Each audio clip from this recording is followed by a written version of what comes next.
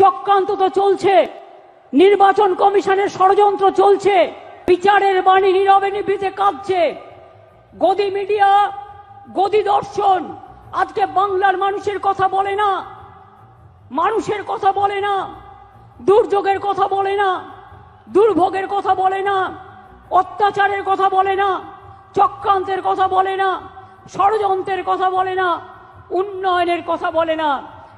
আগের বার বিদ্যাসাগরের মূর্তি ভেঙেছিল, আর এবার ইলেকশনের আগে এই দেখুন প্রথম সার্কুলার গভর্নমেন্ট অফ ইন্ডিয়ার, এটা আমাদের রাজ্যে পাঠায়নি, বিজেপি রাজ্যগুলোকে পাঠিয়েছে, যে 101 মাসের জন্য যাকেই সন্দেহ হবে 1 মাস জেলে আটকে রাখতে পারবে, ডিটেনশন ক্যাম্প করে এবং হোল্ডিং ক্যাম্প করে।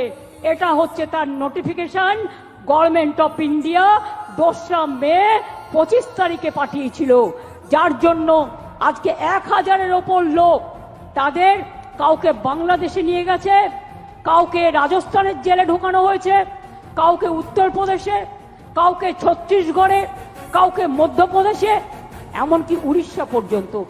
ওরা সেন্ট্রাল ফোর্স থেকে আমাদের বলছে একটা নোডাল অফিসার তৈরি করতে, যারা কিনা গিয়ে ওখানে মানুষকে বাদ দেবে, ভোটার লিস্ট থেকে বাদ দেবে, বাংলার পরিচয় থেকে বাদ দেবে, বাংলার অস্তিত্ব থেকে বাদ দেবে।